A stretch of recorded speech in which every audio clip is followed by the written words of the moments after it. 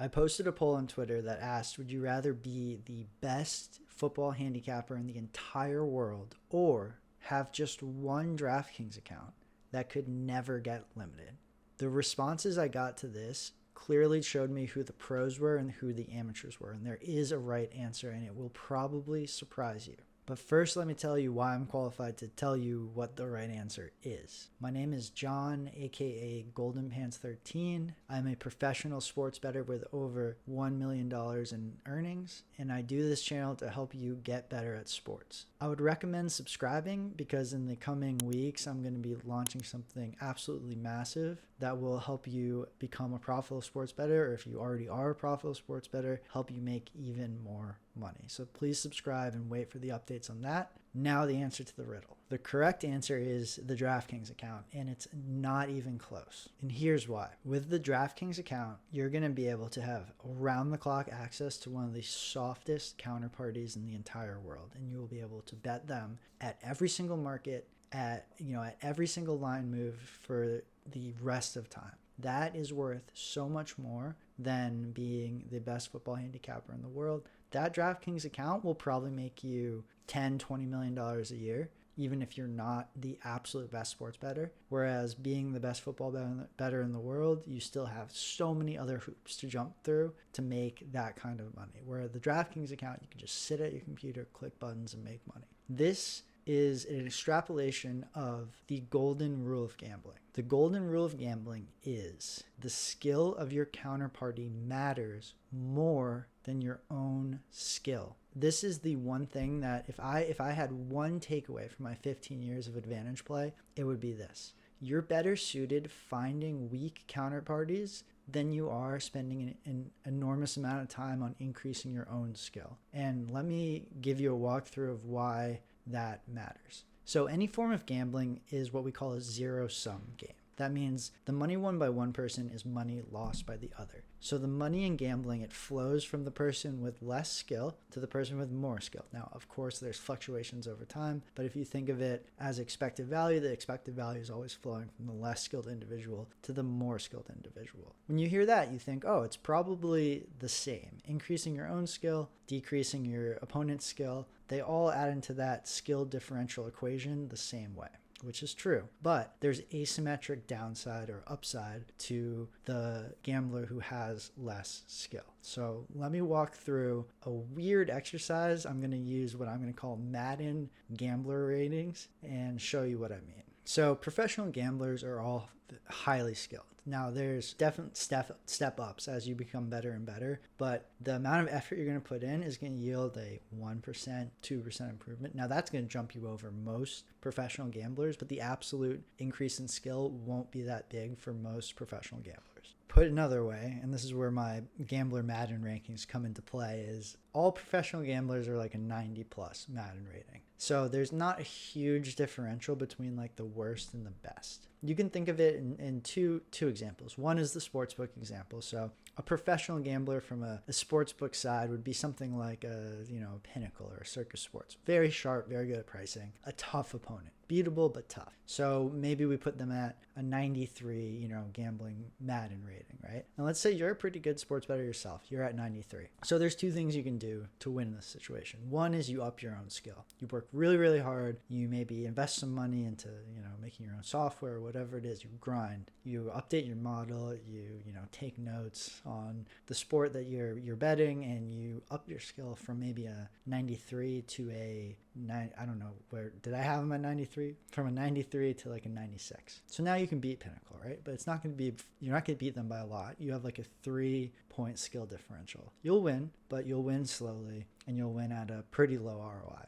But that's one option. That's an option you have in that situation to win money, is to increase your skill and be able to beat the Pinnacle sports. There's a second option, and it's much more attractive, is to go find somebody who's like a 70, a 60, like a DraftKings, a PointsBet, a kiosk at your local casino. Now you have, without increasing your skill at all, you've widened that skill gap from like 4 to like 20. All it takes is finding a weaker opponent, right? So if you think about that in skill gap terms, that's like 5x the skill gap that you can get on the downside. And the reason that finding weak counterparties is you get more bang for your buck, you have more leverage on it, is because there's almost no limit to how bad somebody can be at gambling. So I'll tell you a story about when I was playing poker at this game. It was like pretty big stakes, and there was a player there who did not look at his cards. Now, it wasn't like he pretended to look at his cards. He just straight up, cards were on the table, never touched them. Nobody was under any impression that he had looked at his cards, and he would just bet. And that gambler had a 0 Madden rating, in my opinion. So there is so much room on the downside with how bad people can be at gambling. Whereas to get better as a professional, you're bumping up against a really, really tight ceiling. It takes a lot of effort to improve there. Now, I'm not saying don't do it. My opinion is do both, but just remember where the real leverage is, and that is on the downside, aka in finding weak counterparties. And that is why the skill of your opponent is more important than your own skill in gambling, and I believe in any zero-sum game. So I think if I'm that player with a 93 Madden rating and I'm looking for my next move, what do I want to do? I would be way more inclined to first, kick the can, spend some time on trying to find some weak counterparties, make sure that's completely exhausted, which I promise it's not.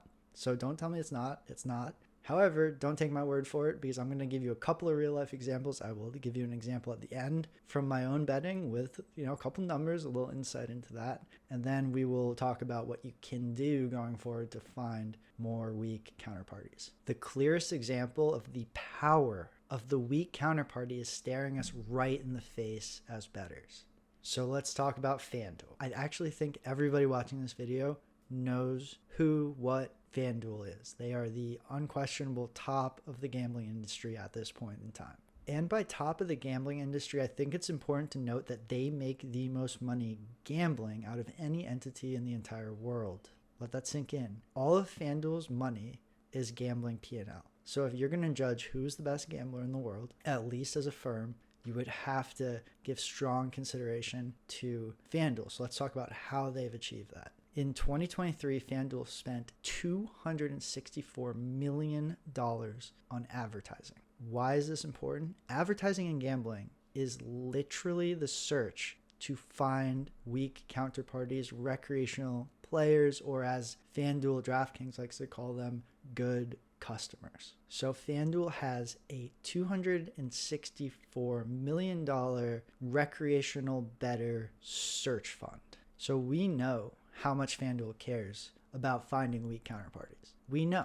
The number's right there staring us in the face. They think it's a $264 million value per year. So whatever they're spending that, they believe that, of course, they're getting more in return. So FanDuel spends $264 million on going and finding weak counterparties, option B to our initial gambling dilemma. So that's how much they value that. How much then do they spend on upskilling their own gambling operations? Actually very little. Now, the numbers aren't broken out, but through conversations I've had with people that have worked in the industry, the salaries for trading and data science teams that are involved in pricing, as opposed to customer acquisition and VIP, they are A, not paid very much, and B, the rest of the company barely knows they exist. It is not a priority. I want to give an example of someone we know how much they kind of spend on upskilling their gambling because of a podcast interview earlier this year. Billy Walters, one of the all-time greatest, probably top sports bettor, recently came out on a podcast and said he spends about $1 million in R&D each year, which is just going to be tuning up his models and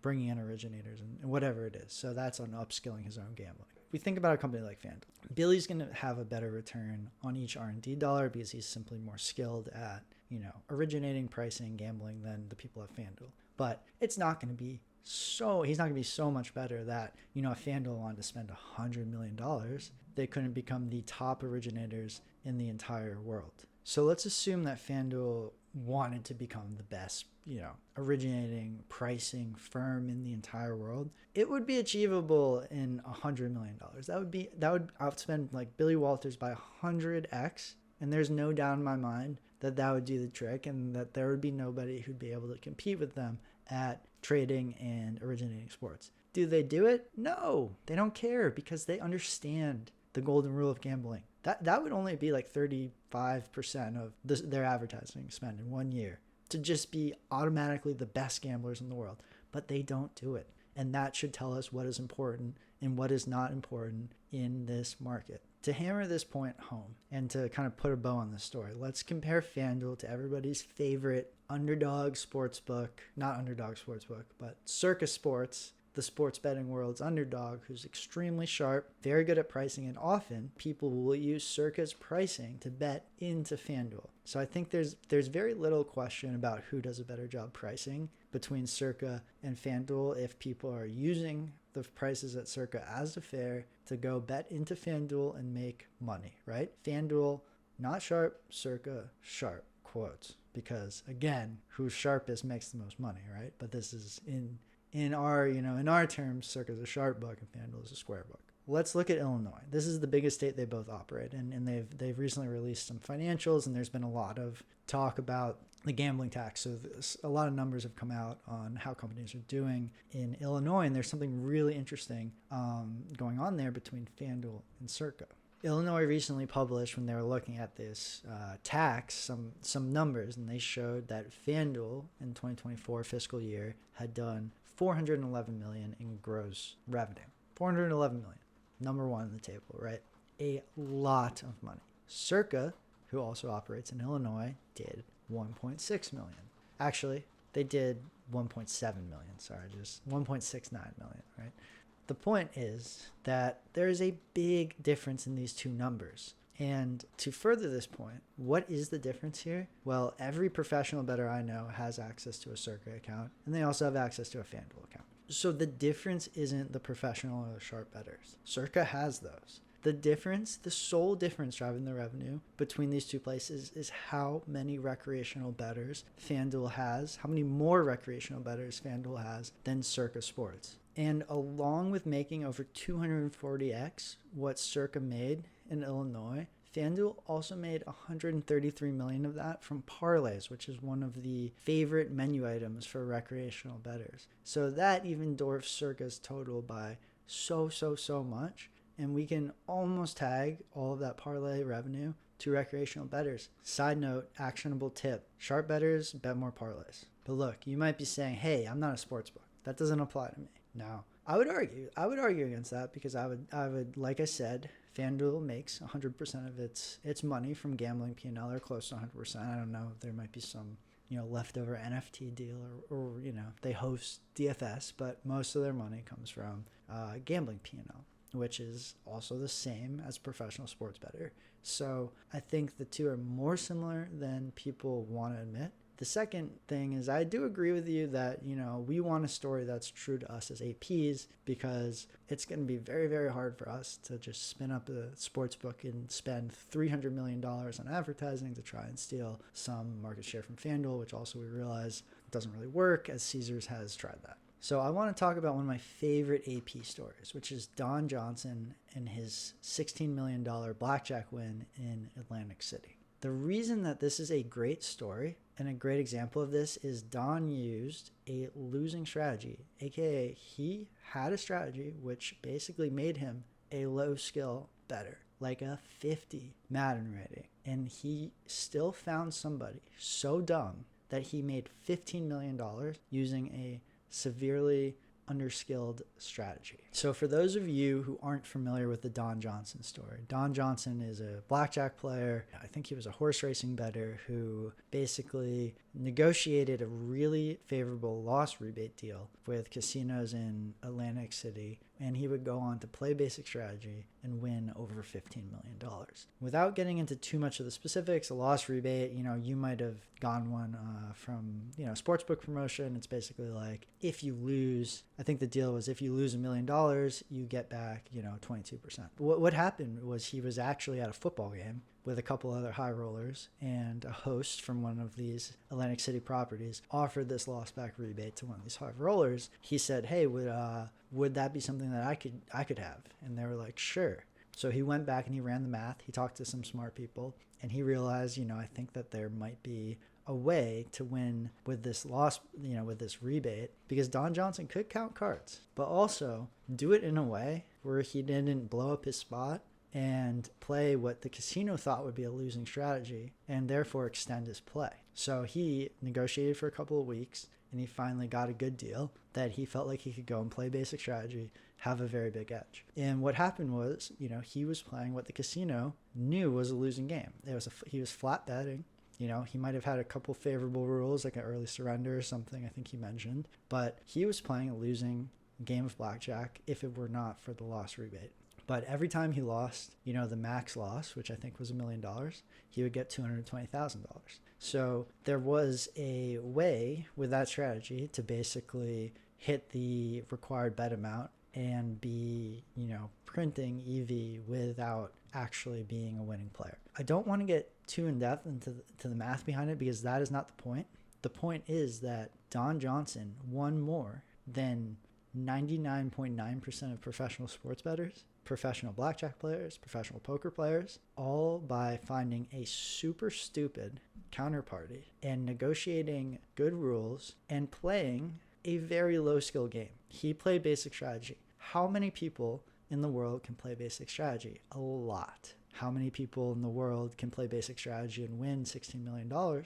There's one who did it. But the point of the story is, it's clear that win wasn't due to his blackjack skill. That win was due solely to finding a very stupid, very rich counterparty and negotiating a good deal and not throwing it in their face by counting cards on top of the deal. Finding a deal where it looked like he was losing and he was actually having the best of it.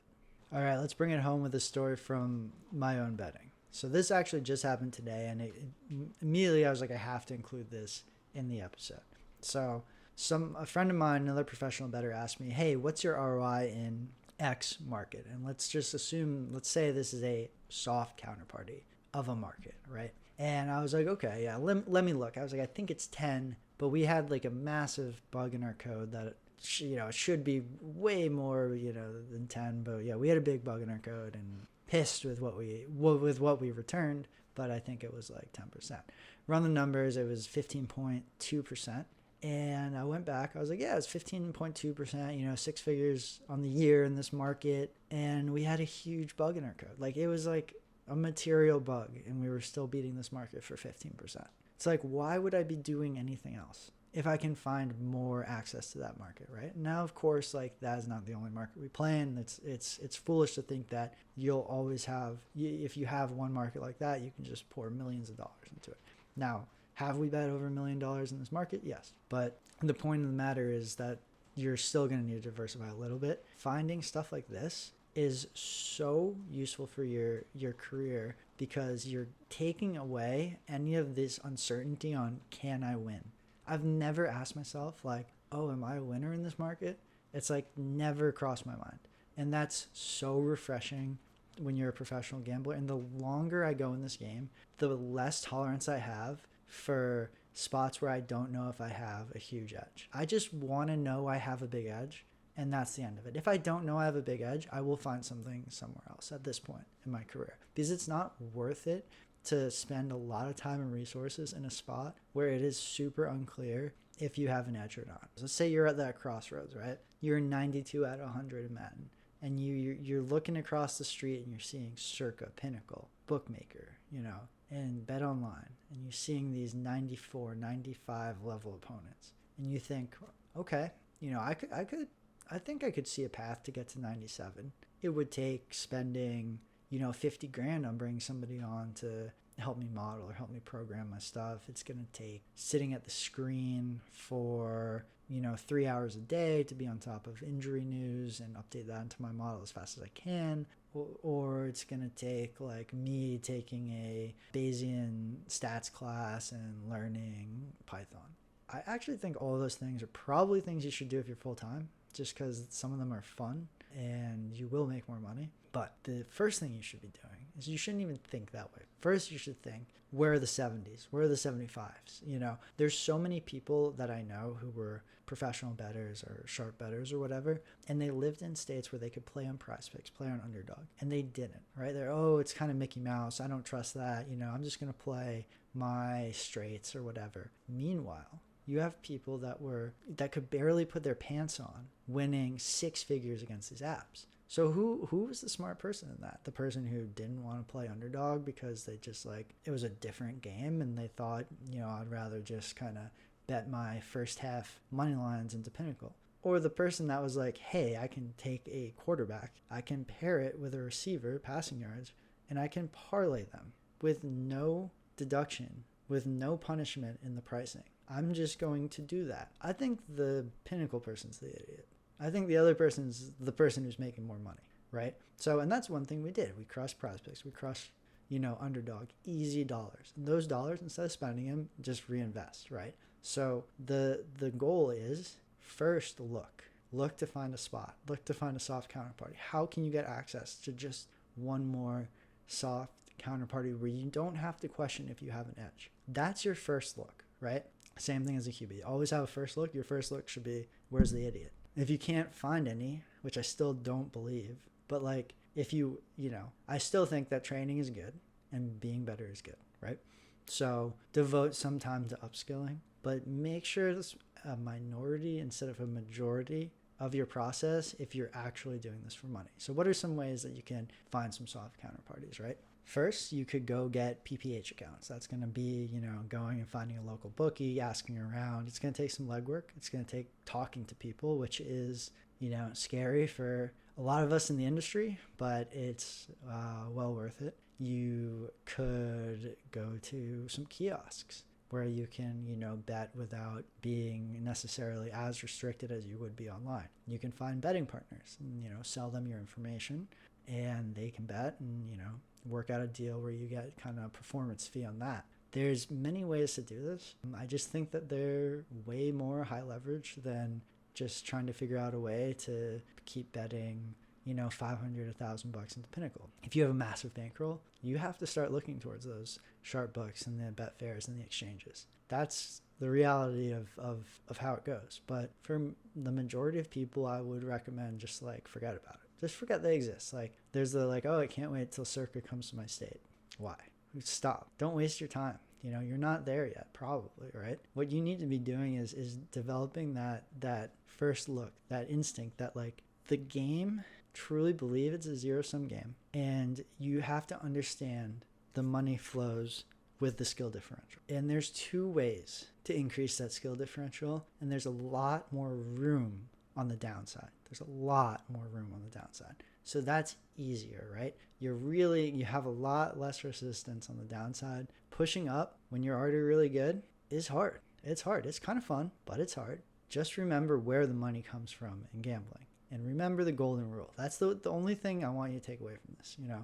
The one thing is I want you to remember and believe that the skill of your counterparties is more important than your own skill. So let that sink in. I appreciate everybody for listening, watching. Again, please subscribe. I've got some big stuff coming up. So, I really don't think you would want to miss it. Plus, if you subscribe, it'll make me feel better because every day I go into YouTube and I check the stats. I'm like, oh, I got 2 subscribers. Woo! So that would be awesome. And I will see everybody on the next episode.